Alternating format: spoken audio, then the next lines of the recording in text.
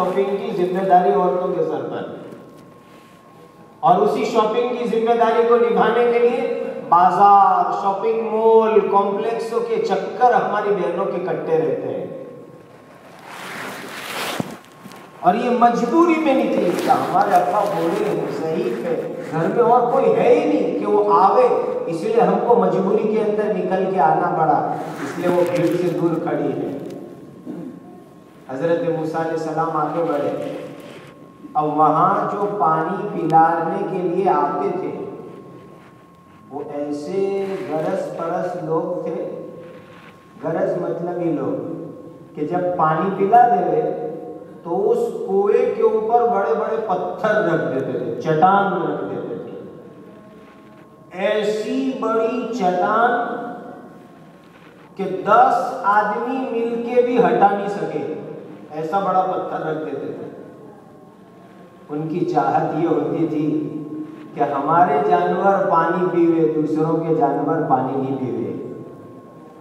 ऐसे गरज मतलब ये लोग हर जमाने में रहते हैं, हम खावे दूसरा कोई नहीं खावे। अल्लाह ऐसे मिजाज से हमारी हिफाजत फरमाए। हजरत मूसा अलैहिस्सलाम आगे बढ़े और वो पत्थर जो 10 आदमी मिलके हटा नहीं सकते थे, मूसा अलैहिस्सलाम ने अकेले ने हटा दिया। नबी थे, ताकत अल्लाह ने दे रखी थी, अकेले ने हटा दिया। और हटाने के बाद खिदमत शुरू की। फसक़ा लहुमा, फौरन पानी निकालना चालू किया और निकाल करके उनकी बकरियों को पानी पिला दिया। जब पानी पिला दिया, खिदमत की मूसा अलैहिस्सलाम ने अल्लाह के वास्ते। खिदमत करने के बाद लड़की अपने घर, मूसा अलैहिस्सलाम अपनी जगह पर। कुरान में अल्लाह ने फरमाया फसक़ा लहुमा सुम्मा तवल्ला इला ज़िल, पानी पिलाया, लड़कियां घर, और हजरत मूसा अलैहिस्सलाम कहाँ जाते, परदेसी मुसाफिर है, एक दरख्त के साये के नीचे जाके बैठ गए, झाड़ के नीचे। बहुत ध्यान से ये पॉइंट समझो। उन लड़कियों की बकरियों को, जानवरों को पानी पिलाया, फ्री में खिदमत की, लेकिन ये भी नहीं कहा मैं परदेसी मुसाफिर हूँ, जरा घर ले जाके 2 रोटी मुझे खिला दो। नहीं, अल्लाह वास्ते मेरी खिदमत है। दूसरी बात गौर करने की है, वो लड़कियों की खिदमत की, एक लफ्ज भी आगे जरूरत से ज्यादा उनसे बातचीत नहीं की। तुम्हारे घर, हम अपने दरख्त के नीचे, न उनसे उनके सेलुलर का नंबर लिया कि लाओ जरूरत पड़े तो का टैक्स वैक्स कर देंगे, और नेट पर तुम्हारा ईमेल कौन सा है जरा दे दो ताकि चैटिंग करने में सहूलत रहे। तुम्हारा स्ट्रीट और महल्ले का एड्रेस कौन सा है कि कभी एक आध चक्कर उधर लगाने के लिए आ जावे। नहीं, कुरान में है सुम्मा तवल्ला इला ज़िल। वो लड़कियां घर और मूसा अलैहिस्सलाम दरख्त के नीचे आकर के बैठ गए। इसको कहते हैं अल्लाह वास्ते की खिदमत। अल्लाह वास्ते की खिदमत इसको कहते हैं। ये इसीलिए कह रहा हूं कि ये जो अफेयर होते हैं और LOVE वजूद में आता है, उसके जो बहुत से रीजंस हैं, उसके जो कारण हैं, उसमें एक चीज ये खिदमत भी हुआ करती है। खिदमत के नाम पर भी ये सब चक्कर दुनिया में वजूद में आते हैं। हमारी एक शादी हुई, मैंने खुद वो निकाह पढ़ाया था, तो मैंने कहा ये निकाह, ये रिश्ता हुआ, एंगेजमेंट हुआ कैसे, ये एंगेजमेंट हुआ कैसे, वो समझ में नहीं आते। लड़की कहाँ की, लड़का कहाँ का, ये फैमिली है, वो फैमिली है, एंगेजमेंट हुआ कैसा। तो पता ये चला कि लड़के का घर जहां पर है, उनके ऊपर वाला फ्लैट खाली था, तो ये लड़की के माँ बाप उस फ्लैट के अंदर भाड़े से रहने गए। पहले वो लोग दूसरी जगह रहते थे, अब यहाँ रहने आए। उनके घर में जवान लड़की, वो लड़की दूसरी जगह कॉलेज में पढ़ती थी, अब घर बदल गया तो घर के करीब में कॉलेज में एडमिशन लेना था, दाखला। तो एडमिशन के लिए जो सारी पेपर वर्क कार्रवाई करनी पड़ती कागजात की, तो उसकी मदद करने के लिए ये लोग जो नीचे रहते थे उनके घर के अंदर जवान लड़का, वो उसी कॉलेज में जाते हैं। तो उसको कहा कि जरा मदद कर दो, नहीं हमारी लड़की का दाखला कराना है। तो कहा बहुत अच्छा, हम जरूर मदद कर देंगे, ऐसी मदद करने का मौका मिले तो हर एक तैयार। इसलिए आप देखेंगे ना शादी में जिधर औरतों का मजमा होगा उधर खिलाने वालों की कोई कमी नहीं, और जिधर मर्दों का मजमा होगा उधर ढूंढना पड़ता है कि भाई वो दाल खत्म हो गई, कोई देने आओ। ऐसी खिदमत जिसके अंदर मीठा मीठा भी हो है वो सबको पसंद आती है। तो अब वो, और आज माँ बाप पर अल्लाह रहम फरमाए, दूसरे दिन से चालू हुआ चक्कर। पहले एप्लीकेशन देने जाओ, फिर डॉक्यूमेंट्स लेकर के जाओ। अब जावे तो माँ बाप भी कैसे आजकल के, वाह कि आज तो चचा की लड़की, मामू की लड़की, खाला की लड़की, वो जितनी भी गैर महरम थी ना वो तो पुराने जमाने से बहन है ही है, लेकिन अब तो महल्ले में रहे वो भी बहन, आजू बाजू में रहे वो भी बहन। का तुम दोनों भाई बहन ही हो ना, गाड़ी में साथ लेके जाओ और आओ। माँ बाप भी लड़की के खुशी से भेज रहे हैं कि जाओ साथ में लेकर जाओ उसको। अब दोनों जा रहे हैं। ये है ईमानी गैरत एक मुसलमान की, कि एक पराये जवान लड़के के साथ पराई जवान लड़की को साथ में भेज रहे हैं।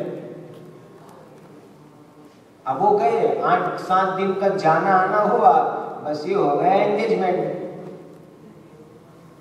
और फिर वही चीज आगे चल करके निकाह की शक्ल के अंदर तब्दील हो गई।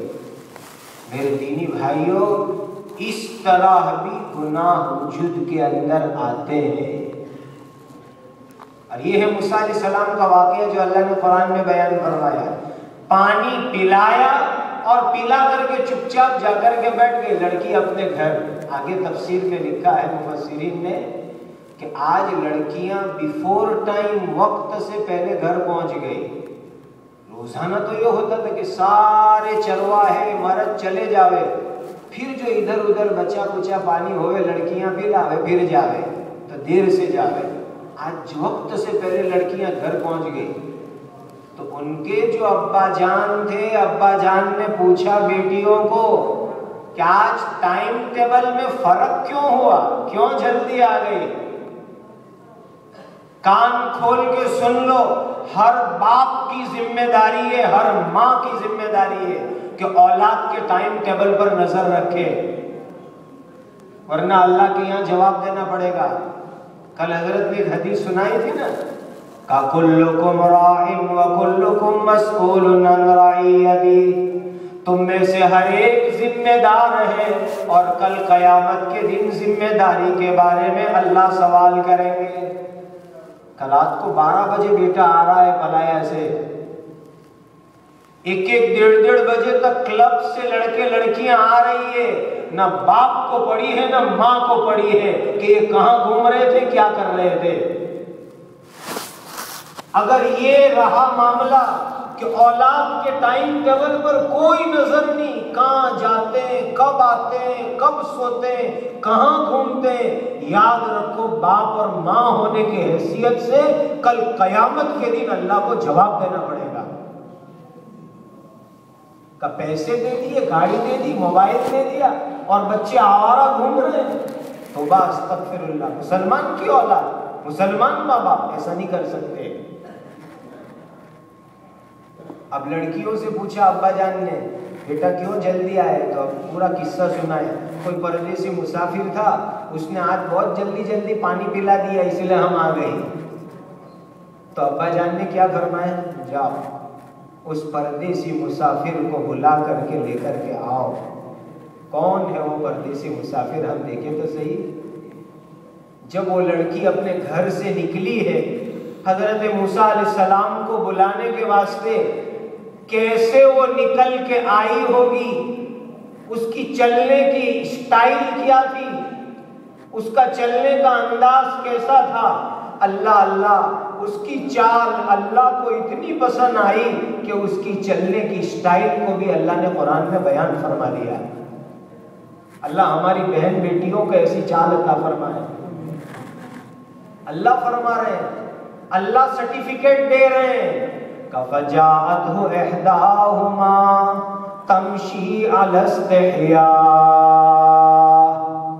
एक बेटी अब्बा के कहने से मूसा अलैहिस्सलाम को बुलाने के लिए आई, और आई तो सर से पैर तक हया और शर्म के साथ आई।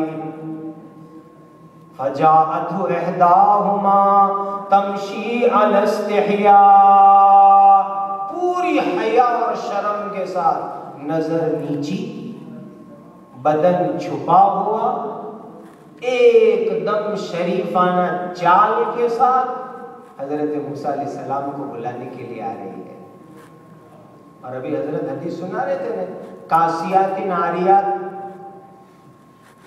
उस हदीस के एक तो मतलब मैं आप हजरात की खिदमत में अर्ज करूं। मिशकात के हाशिये में जो उसके एक तो मतलब और लिखे हैं, कासियातिन आरियात का एक मतलब ये भी है कि ऐसी औरतें जो ऐसे फिटिंग वाले कपड़े पहने कि जिस फिटिंग की वजह से पूरी बॉडी की साइज नजर आवे। क्या आज हमारी बहन बेटियां बहुआं ऐसे कपड़े नहीं पहन रही है? ऐसे फिटिंग वाले, ऐसे अधूरे, ऐसे कम, ऐसे पतले, ऐसे बारीक कपड़े कि जिसमें से उनका बदन दिख रहा हो।